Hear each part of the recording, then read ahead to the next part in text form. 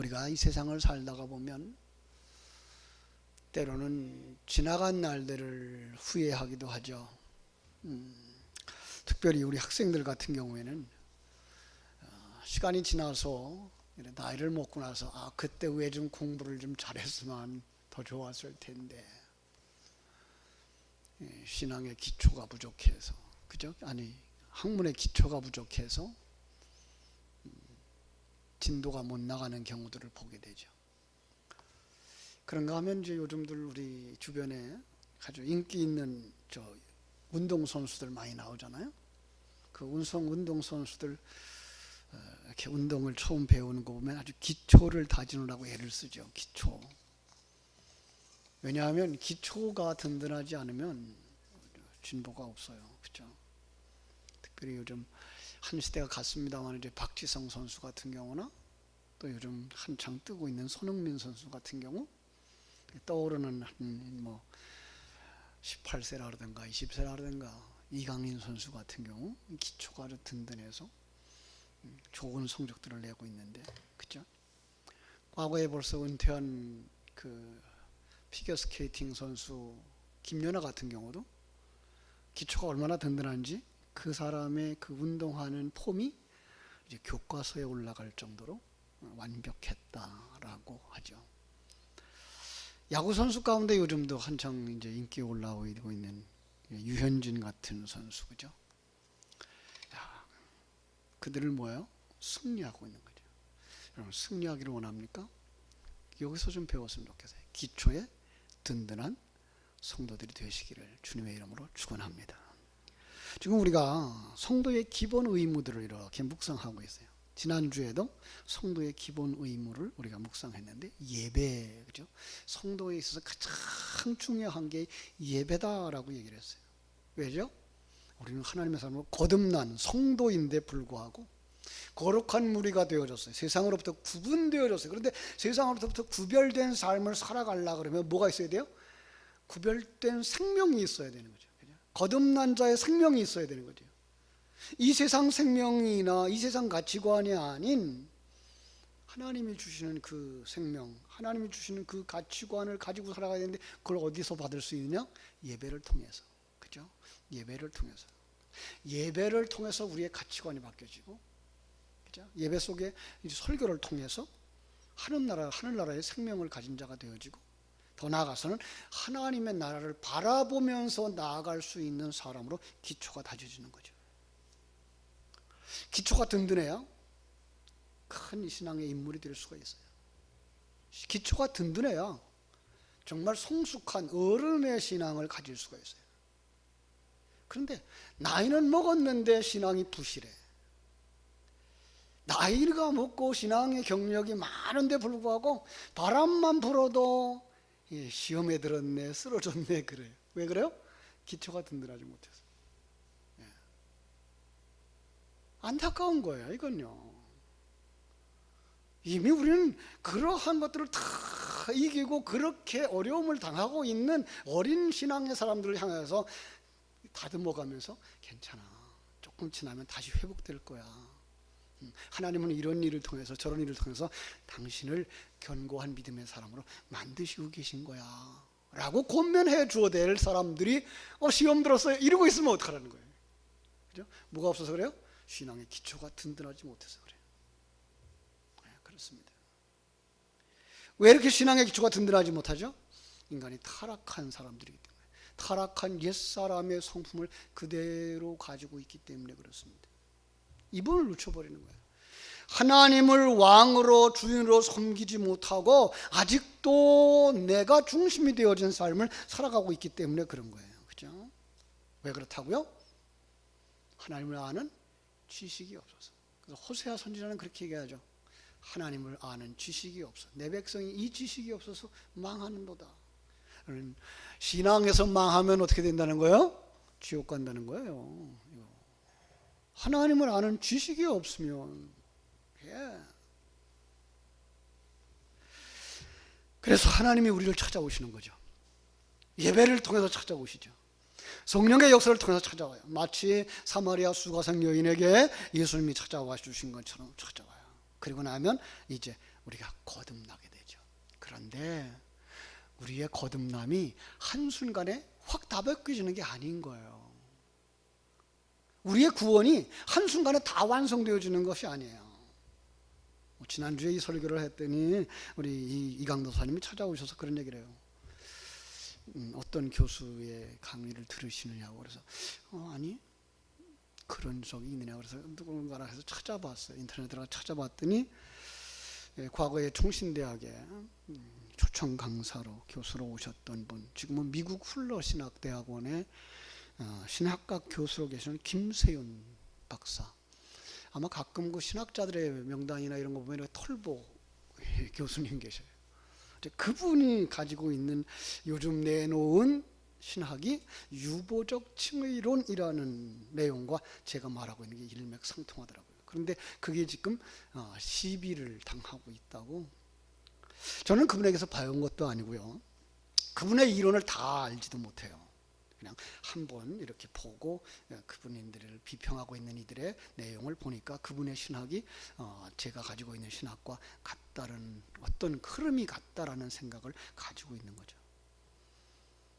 성경을 묵상하고요. 저는요. 성경이 가지고 있었던 그 신앙의 흐름, 특별히 우리가 가지고 있었던 신학 가운데에서 모순되어지는 부분들을 처리하고, 그래서 보수 신학과 그 자유주의 신학의 그 장점들이 하나로 뭉쳐질 때에 완전한 신앙과 신학이 될 수 있다는 생각이죠. 아주 쉬운 얘기로 구원이라고 하는 거, 일과에서 예수님 영접하면 구원받았어요, 당신 오늘 죽어도 천국 가요, 이걸로 끝나지 않는다는 거예요. 구원은요, 제가 말하는 구원은요, 예수님을 만난 그 순간부터 언제까지? 내가 이 세상 떠난 날까지 그게 연결되어지고 다 합쳐서 이걸 구원이라고 말하고 있는 거예요. 그래서 그 구원 속에는 자기가 자기 백성의 죄를 지고 가시는 예수님, 그죠? 더 나아가서 우리가 예수님을 따라가는 십자가의 죽음의 과정이 있는 거죠. 십자가 뭐라 그랬어요? 하나님의 나라의 원수고 왕이신 하나님에게 대적했던 자가 그걸 깨닫고 그 자리에서 내려오는 것이 뭐예요? 십자가. 그래서 우리는 평생토록 이 십자가를 지고 가야 되는 거예요. 그게 십자가의 죽음인 거죠.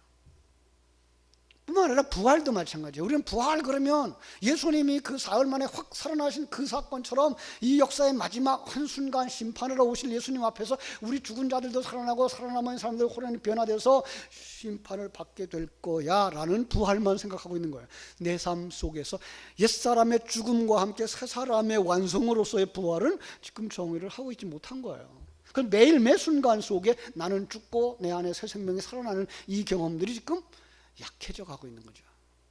우리의 신앙이 바로 여기에 있어요. 그래서 이것을 이해하지 못하면 우리의 신앙이 어떻게 되죠? 난 구원받은 사람이야. 그리고 내가 하나님의 나 교회에 와서 섬기고 봉사하고 헌금하는 건 하늘나라에 가서 상급으로 연결되어질까? 이 상급론이 나오게 되어져 있는 거예요. 또 다른 이야기가 되고 있는 거예요. 그러나 그렇지 않습니다. 구원의 전체가 다 하나님의 일하심이거든요. 자, 신학자들은 자주 문자를 가지고 싸워요. 과거냐, 현재냐, 미래냐, 세대주의냐, 보수주의자냐, 자유신학이냐. 그런데 성경이 무엇을 말하는가를 정확하게 해석할 수 있다면 그 모든 담벽들은 무너지고 통합되어져야 된다고 보는 사람이에요. 아주 단순한 신학을 가지고 있어요, 저는요. 왜죠? 성도들이요, 그렇게 복잡한 신학 몰라요. 또 목사님들이 그 신학은 예민하니까 설교 속에서 신학을 드러내질 않아요. 신학이 없는 설교를 해버리면 어떻게 되죠? 설교는요, 그냥 사람 귀를 즐겁게 하는 이야기로 끝나고 말죠. 그래서 항상 잘 될 거예요, 복 받으실 거예요, 건강하세요, 이런 얘기로 끝나는 거예요. 일반 종교화되어지고 마는 거예요, 사실은요. 근데 분명한 신학이 바른 신앙을 가르치고 그 결과가 아름답고 풍성한 신앙으로 열매를 맺게 되는 줄로 믿습니다. 그러니까 우리는 어떻게 보자고요? 예수님을 믿는 순간에 우리의 눈이 열려요. 그죠? 근데 그 순간 다 열려요? 아니에요. 그 눈이 점점 밝아져서 언제까지 밝아질까요? 이 세상 떠난 날까지. 이 이야기를 마가복음 8장에서 예수님은 소경에게 안수하는 사건으로다 그려줘요. 소경을 데리고 나왔어요. 소경을 안수해 주셨어요. 그리고서 물어보죠. 뭐가 보이느냐? 예, 나무 같은 것이 보입니다. 사람들인 것 같습니다. 또 안수하시죠. 그랬더니 밝히 보게 되어졌다. 이렇게 설명드렸어요. 안수가 뭐라고요? 신약의 안수는 내가 가지고 있는 신앙과 사상을 다 전수해 주는 거. 그러면서 그들의 사상이 뭐예요? 바뀌어져서 하나님의 관점과 하나님의 안목을 가지고 살아가는 게 뭐예요? 눈이 열려지는 거. 시간이 필요한 거죠. 그죠? 그 과정을 또 다른 말로 말하면 뭐라 그래요? 옛사람을 벗어버리고. 근데 옛사람 한 번에 벗어요? 여러분 계속 벗어야 돼요? 계속 벗어야 돼요. 새 사람을 입어요. 새 사람 입는 거 그냥 아침에 일어나서 옷 후딱 입고 나가는 거 아니고 우리가 완성되어질 때까지 입어야 되는 거예요. 계속 반복적인 거죠. 그죠? 이걸 에베소서 4장에서 그려주고 있고요. 그러니까 십자가의 죽음과 부활로 이걸 그려주고 있는 거예요. 금방 있어요. 옛사람의 죽음을 십자가의 죽음, 옛사람을 벗어버리는 것을 십자가의 죽음이라고, 그리고 새 사람을 입는 그 과정을 부활이라는 말로 요약할 수가 있는 거죠. 그죠? 이제까지 십자가 죽음 그러면 앞에서 말한 것처럼 뭐예요? 2000년 전에 예수님이 십자가에서 그래서 몇 시간 만에 죽으신 거, 그것만 생각하는 거예요. 그래놓고는 그 예수가 죽었으니까 우리는 그가 주신 구원만 받아 누리면 된다라고 생각하고 있는, 내 삶 속에서 십자가 지고 죽는 삶이 없어요. 여러분 아니에요. 그것은 우리의 삶 속에서 성자 하나님과 하나 되어져 내 사람을 내려놓고 하나님을 왕으로 모시지 못한 것들을 내려놓는 그 삶의 과정인 것을 계시로 보여준 계시의 그림인 거예요. 부활도 마찬가지예요. 그죠? 그래서 아까 얘기했던 김세윤 교수가 지금 문제를 받고 있는 칭의가 한순간적이냐 마지막까지 유보되어졌다가 주어지는 것이냐라고 하는 얘기를 하고 있는 거예요. 여러분, 칭의가 뭐예요? 의롭다 칭함을 받는 거거든요. 창세기 15장에 아브라함이 그를 믿음에 뭐예요? 의로 여겨셨다라고 말씀하고 있어요. 창세기 15장 5절로 6절이에요. 자, 그러면은 예수님, 우리가 생각하는 대로 그때부터 아브라함은 의인이에요? 불의한 사람이에요? 의인이에요. 그죠? 그런데 그 후에 그는 불의한 행동을 했을까요? 안 했을까요? 계속 하고 있어요. 예. 이걸 어떻게 설명할 거예요? 의로운 사람이라면. 그가 의로워졌다며. 저는 그걸 어떻게 설명한다고요? 마치 이 의와 불의가 뭔지를 정의를 해놓으면 아주 쉬워요. 불의가 뭐예요? 하나님 없이 내가 중심이 되어져서 무화과나무 잎사귀로 나를 포장한 것처럼 가리우고 있던 것을, 그러면 금방 해가 나면 옷이 벗겨지고 흉화가 한 것이 드러나니까 하나님이 뭐라 그래요? 가죽옷을 지어서 입혀주신 거죠. 그죠? 자, 이 불의한 행위가 그런데 완전히 한순간에 탁 벗겨지고 한순간에 입혀진 게 금방 아니라 그런 것처럼 의로움도 마찬가지란 말이에요. 우리가 의롭다고 되어지는 건 예수님을 영접한 그 순간부터, 더 넓게 보면 우리가 이 땅에 태어난 하나님의 계획 속에서부터, 그죠? 이제 우리가 불의를 벗어버리고 의로움으로 가는 과정을 맛보아 가는 거예요. 그게 칭의예요. 그런데 우리는 그걸 갖다가 칭의라는 말을 따로 띄워놓고 또 뭐란 말로 바꿔놓냐면 성화라는 말로 바꿔놔서 칭의 따로 성화 따로 구분을 해놓으니까 이게가 한 단계로 이해를 하고 있는 거죠. 아니요. 구원이 전체 과정을 구원이라고 말하는 것처럼 칭의조차도 전체 과정을 통해서 의롭다함을 받는다라는 사실을 생각하면 되는 거예요. 자, 저도 이제 지혜롭게 말해야죠. 왜냐하면 이렇게 말하고 자꾸만 신학을 얘기하면 시비하기 좋아하는 사람들이 또 이제 김 목사도 이단이야 그럴 수가 있으니까 저는 이런 질문을 금방 할 수 있어요. 아까 얘기했던 창세기 15장 5절로 6절에 아브라함은 완전한 의인이 되어졌을까요? 그 순간에 아니라는 거죠. 그러니까 그 칭의의 과정도 우리는 처음부터 끝까지 완성되어졌을 때 그걸 칭의라고 말하는 거죠. 의롭다함을 받았다라고 말하는 거예요. 물론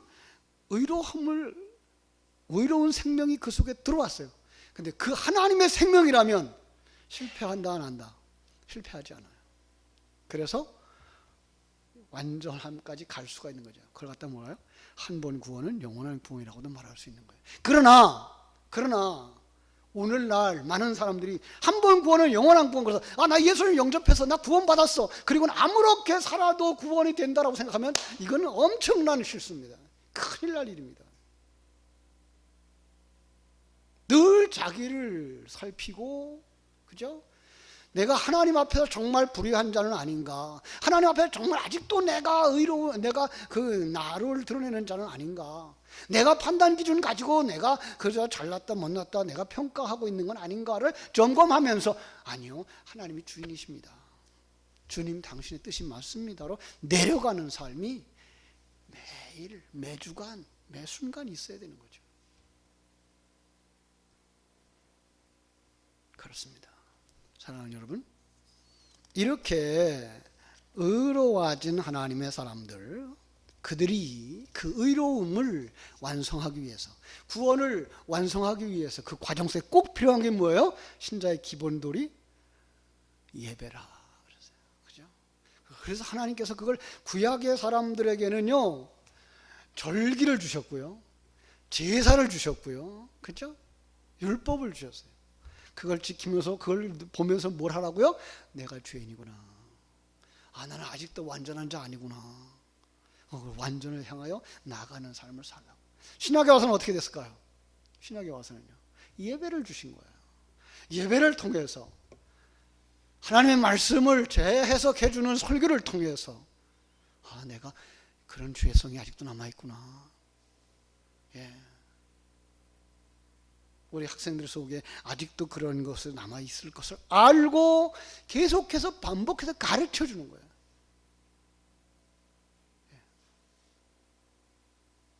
그죠? 자, 그래서 믿음은 들음에서 난다고. 설교를 계속 들어야 되고 예배를 계속 드려야 되고 그 예배 속에서 하나님의 말씀을 내게 주시는 사랑의 음성으로 들을 수 있어야 돼요. 오늘은 두 번째 시간. 자, 강조하고 싶은 내용이 많은데요. 교회가 꼭 가져야 할 의무, 책임이라고 말한다면 그게 뭘까라는 생각을 해봤어요. 그건 누구한테서 찾을 수가 있는가 하면요, 예수님한테서 찾을 수가 있어요. 왜요? 예수님이 우리의 선배고 첫 열매예요. 우리의 대표자예요. 예수님 통해서 우리가 배우는 것보다 더 정확한 건 없겠다라는 생각을 하고, 그 결과는 오늘 본문인데 그 원인은 어디서 찾아야 될까를 생각하다가 마태복음 9장 35절로 38절에서 찾아왔어요. 자, 한번 보겠습니다. 마태복음 9장 35절에서 38절 다 함께 찾았으면 좋겠어요. 아주 중요한 내용이 거기에 들어가 있기 때문에 다들 찾으셨으면 좋겠어요. 마태복음 9장 바로 앞에죠. 35절로 38절 찾으셨나요? 자,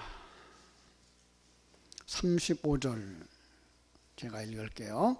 예수께서 모든 도시와 마을에 두루 다니사 그들의 회당에서 가르치시며 천국 복음을 전파하시며 모든 병과 모든 약한 것을 고치시니라. 무리를 보시고 불쌍히 여기시니 이는 그들이 목자 없는 양과 같이 고생하며 기진함이라.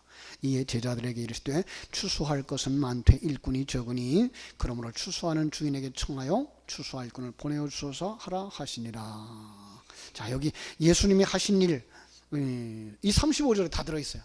뭐라 그랬죠? 첫째로 가르치셨다. 회당에서 가르치셨어요. 예수님은요, 회당에서 가르쳤어요. 그러니까 회당의 의미가 뭐였을까요? 진리를 가르치는 곳이었어요. 근데 잘못 가르치고 있으면 안 되죠? 제가 말고의 오른쪽 귀를 베는 사건을 통해서 잘못된 칼, 잘못된 도, 칼도자하고 똑같아. 한글은. 그 잘못된 칼을 계속 던지면 들을 수 있는 오른쪽 귀가 잘려져 나가는 거예요. 진리를 못 들어요, 그 때문에. 그냥 교회 왔는데 십자가 복음이 아니라 세상의 종교의 이야기, 이론, 편안한 삶, 행복한 삶, 성공적인 삶 얘기만 계속하면 십자가의 복음이 안 들려요. 어떻게 하셔야 돼요? 예수님이 오른쪽 귀를 붙여주셔야 돼요. 그래야만 들을 귀가 있는 자들은 들을지다. 저희가 교환계시록에 말씀하시나요? 귀 있는 자는 성령이 교회에게 하던 말씀을 들을지어다. 들었으면 어떻게 돼야 돼요? 전파해야 되죠. 아, 이게 진리구나. 아, 이걸 모르는 사람들이 있구나. 그들에게 이 사실을 전해줘야지. 저는 그 사상 때문에, 그 생각 하나 때문에 주의 종으로 부름받은 사람이에요. 어린 시절 정말 부모님의 구원을 위해서 기도했어요. 나는 예수 믿으니까, 교회 나간 지 몇 번 안 된 사람이 그렇게 생각했어요. 나는 예수 믿으니까 천국 가겠구나. 그런데 우리 어머니 아버지는 어떻게 해요? 예수 안 믿어요. 미신성교요. 지옥 가겠구나. 하나님 어떻게 해요? 우리 어머니 아버지 지옥 가지 않게 해주세요. 그 기도를 얼마나 많이 했는지 몰라요. 근데 기적이 일어난 거죠.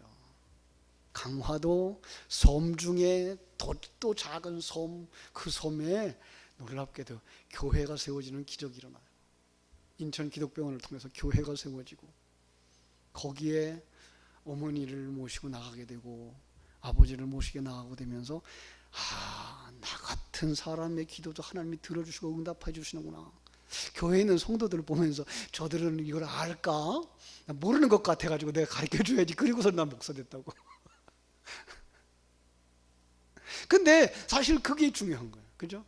전하는 자가 없으면 누가 듣겠어요? 그죠? 전파해야 되죠. 그러니까 교회의 사명이 뭐야? 예수님이 하신 일이 뭐예요? 복음 전하는 사명이었어요. 그리고 병을 고치시면서 그 병 고침에 담아주신 진리를 선포해 주신 거예요. 이 예수님의 사역이에요. 뭐였다고요? 첫째는 가르치셨어요. 두 번째 뭐였어요? 전파하셨어요. 세 번째 뭐였어요? 병 고침 속에 담겨진 진리를 선포하신 거예요. 병만 고쳐주고는 아무 소용없어요. 병 고쳤어요. 예수님이 병 고쳐줬어요. 그 사람들 지금까지 살까요? 죽었을까요? 그죠? 근데 하나님의 일, 예수님의 일은요, 그 한순간만 넘기는 게 하나님의 일이 아니고 어떤 일이에요? 영원을 위한 일이에요. 그 일로 말미암아 진리를 깨달아 알고 영혼이 열려지고, 그죠? 안진뱅이가 일어나고, 문둥병자가 치료되는 건 어떤 거예요? 우리의 모습이 구원받은 모습으로 바뀌어지는 건데 그건 한순간의 역사가 아니라 영원한 역사라는 거죠. 이걸 예수님이 하셨어요. 여러분, 그런데요, 예수님이 하신 그 사역을 교회에다가 부탁하신 거 아시나요? 전파하라 그런 말씀이 언제 반복되어지죠? 우리 잘 아는 말씀이었습니다. 사도행전 1장 8절. 오직 성령이 너희에게 임하시면 너희가 권능을 받고 예루살렘과 온 유대와 사마리아와 땅 끝까지로 내 증인이 되리라. 뭐 하라는 거예요? 전파하라는 거예요. 복음을 전파하라는 거예요. 때를 얻든지 못 얻든지 복음을 전파하라는 거예요. 왜요? 그들의 생명은 말씀으로 나고 믿음은 들음에서 나기 때문에 그걸 전파해야 돼요. 가르치라 그랬어요. 전파해서 교회에 들어왔어요. 그럼 뭐 해야 돼요? 그들에게 다시 진리를 가르쳐 주셔야 돼요. 우리 한국 교회가 이 진리 가르치는데 아주 익숙하지 않아요. 과거에는 그래도요, 주일에 장년 성경 공부가 있었어요. 11시 예배 그러면 10시부터 장로님 한 분이 나오셔서 그날에 배워야 될 공과를 미리 공부를 했어요. 매주마다. 예배라고 하는 거 앉아서 그냥 듣고 가는 거에 아니라 제가 적어가면서 말씀을 공부했어요. 왜요? 그래야 예배가 예배되어지고, 그래야 내 속에 예수 그 말씀이 생명되어지고, 그래야 뭐 할 수 있어요? 전파로 나갈 수 있으니까. 그래서 마태복음 28장 18절로 20절에서 우리 하나님 뭐라고 말씀하세요? 예수께서 나와 말씀하여 이르시되 하늘과 땅의 모든 권세를 내게 주셨으니 내가 너와 함께 있을 거야. 그러므로 너는 가서 모든 민족에게 제자를 삼아서 아버지와 아들과 성령의 이름으로 세례를 베풀고 내가 너에게 분부한 모든 것을 가르쳐 지키게 하라 라고 말씀하셨어요. 가르쳐야 되는 거예요. 주일학교 가르쳐야 되는 거예요. 그죠? 많은 사람들이 가르침보다 예배가 중요하다, 가르침보다 봉사가 중요하다 그러는데, 아니요, 그것이 생명되지 아니했는데 불구하고 행동으로 가면 은혜 받은 자의 그 생명에 의한 삶으로서의 봉사가 아니라 자기를 세우는 봉사가 돼요. 자기를 자랑하는 봉사가 되죠. 중국에 있을 때 선교 잘하는 사모님 계셨어요. 그 해마다 1년이면 한두 차례씩 겨울방학 때, 여름방학 때, 여름방학 때 뭐 2차례씩 저 오지로 선교사들을 보내요. 평신도 그 대학생들을. 저는 뭐라 그랬을까요? 제발 그들 좀 가르쳐서 보내세요. 그들이 깨닫지 못하거든 차라리 보내지 마세요. 가서 뭐 하고 계세요? 먹을 거 나눠주고 오는 거요? 집 고쳐주고 오는 거요? 그거 봉사가 선교 아니에요, 사실. 거기에 선교사가 있어야 되고 그 선교사의 가르치는 사역을, 복음 전하는 사역을 돕기 위해서 그 일을 해주러 갈 수는 있어요. 그러나 그들이 거기 갔다 온 다음에 내가 이렇게 부족하구나, 이런 부분을 채워가지고 가야 되는구나 아는 사람도 있겠지만, 그걸 준비하기보다는 나는 갔다 왔으니까 안 갔다 온 너보단 내가 나로 간단 말이에요. 뭐가 없어서 그래요? 기초가 없어서. 뭐가 없어서 그래요? 가르침을 받은 진리가 없어서. 잘 가르침을 받아야 되는 거예요. 제가 그런 생각을 했어요. 우리 포리교회 성도들이 잘 가르침을 받아서 정말로 삶의 현장에서 복음이 필요한 그 장소에서 복음을 전하는 교사들, 복음을 가르치는 교사들 되었으면 좋겠다. 한 3년, 4년 지나고 나니까요, 그렇게 열심히 따라오던 사람이 이젠 안 돼요. 안 나와요. 그럼 아니에요. 아시는 거 어떻게 돼요? 생명이 될 때까지 되새김질 하셔야 돼요. 그리고 사용하셔야 돼요. 그래야만 그게 생명이 되어지고 능력이 되어진다고. 그래야만 병 고치는 기적과 귀신 쫓는 기적 속에 담겨진 깊은 진리를 깨달아 알게 함으로 말미암아 그들을 영적인 고침과, 그죠? 귀신, 사단, 세속적인 가치관에서부터 하나님의 가치관으로 이끌어낼 수 있는 일을 감당할 수 있기 때문입니다.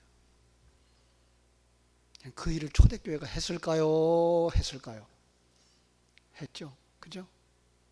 그래서 오늘 본문이 바로 그렇게 일을 했더니 그 교회가 어떻게 되어졌다? 많은 사람들이 모이더라. 그죠? 보세요. 베드로에게 와서 우리가 어찌할꼬 외치는, 우리가 어찌할꼬. 베드로 들은 바 있어요. 뭐라고요? 너희가 회개하여 예수 그리스도의 이름으로 세례를 받고 죄 사함을 받으라. 그래야면 성령을 선물로 받으리라. 뭐부터 하라고요? 회개부터 하라고요. 그리고 뭐 하라고요? 가르침을 받으라고요. 그럼 뭐가 임해요? 거기에 성령이 임하여요. 그랬더니 그들이 그대로 따라서 순종하는 거예요. 따라서 순종하면 뭐가 일어나요? 역사가 일어나요. 여러분, 교회는요, 여기에 있어요. 순종하면 역사가 일어나는 거예요. 이건 규모가 커진다, 사람이 많이 모인다, 이게 이제가 문제가 아니고, 그 순종하면 그 사람이 변하는 거예요. 순종하면 그 사람이 하나님의 사람으로 변하는 거예요. 자기가 십자가를 내려놓고 그 부인함과 그 부활의 역사가 그 사람 속에 일어나는 거예요. 하나님이 원하는 건 그거예요. 여러분, 하나님이 큰 교회를 세우겠다, 많은 사람을 모이고 있다, 그 하나님 능력이 없어서 못하시는 게 아니에요. 하나님은 택하신 백성 하나도 잃지 않는데 바로 그들을 세우는 그 장소마다 그 그릇에 맞게 하나님의 백성들을 배치하고 맡기고 그 일을 하시는 거예요. 뭘 원하시는 거예요? 순종을 원하시는 거예요. 뭘 원하시는 거예요? 자기 자리로 돌아가는 것을 원하시는 거예요. 거기에 필요한 사람들이 있어요. 그들을 앞선 사람이라고 말할 수 있죠. 그래서 앞선 사람들, 선생님들, 구역장님들, 그죠? 장로님들 뭐 하셔야 돼요? 그 말씀대로 실천해야 되죠. 그랬더니 어떤 역사가 일어나요? 신도의 수가 3,000이나 더했고, 성도들은 어떻게 됐어요? 42절, 오늘 말씀 42절이에요. 그들이 사도의 가르침을 받아 서로 교제하며 떡을 떼며 오로지 기도에 힘쓰느니라. 여기 뭐가 있어요? 섬기는 자들이 있어요. 봉사하는 자들이 있어요. 헌신하는 자들이 있어요. 누구예요? 사도들이에요. 뿐만 아니라 사도행전 6장에 가면 거기 누구들이 나와요? 집사들이 나와요. 교회 안에 장로들이, 그리고 교회 안에 집사들이 뭐 하는 거예요? 가르치는 일을 해요. 섬기는 일을 해요.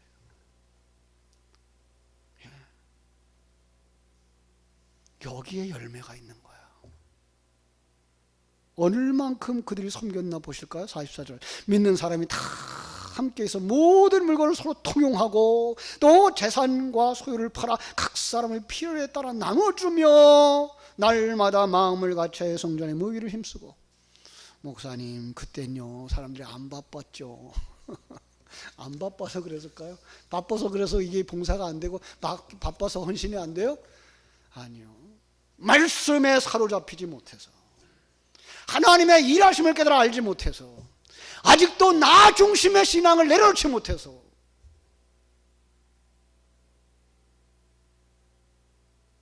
하나님은 여러분들이 일하는 그 일함의 결과를 보시는 게 아니라 일하는 그 사람을 보신다고요. 그 사람이 하나님의 사람으로 만들어지기를 원하시고 그 일에 우리를 쓰시는 거거든요. 우리가 그랬으면 좋겠어요. 정말 성도의 그 기본, 그죠? 신자의 의무, 예배를 통해 내가 변하고, 봉사 속에서 내가 하나님의 일에 쓰임받고, 헌신 속에서 내가 영혼이 살찌우고, 내가 하나님의 도구로 쓰임받아 이 세상에서 저 하늘나라에서 영원한 생명을 누리며 어떤 환경 속에서도 임마누엘을 누릴 수 있는 사람들, 기쁨과 감사가 넘치는 삶을 살아감으로 말미암아 내 자녀들이 내 속에 있는 하나님 만나게 되고, 내 다음 세대가, 내 젊은 사람들이, 내 뒤에서 나를 따라오는 많은 어린 신앙의 사람들이 내 속에 있는 하나님을 만나고 먼저 믿는 자의 아름다운 본을 본받아서 닮아가고자 하는 그런 믿음의 앞전사들, 믿음의 본을 보이는 사람들, 여러분들이 다 그런 봉사와 헌신의 사람들로 세워지게 되기를 주님의 이름으로 축원합니다. 기도하겠습니다.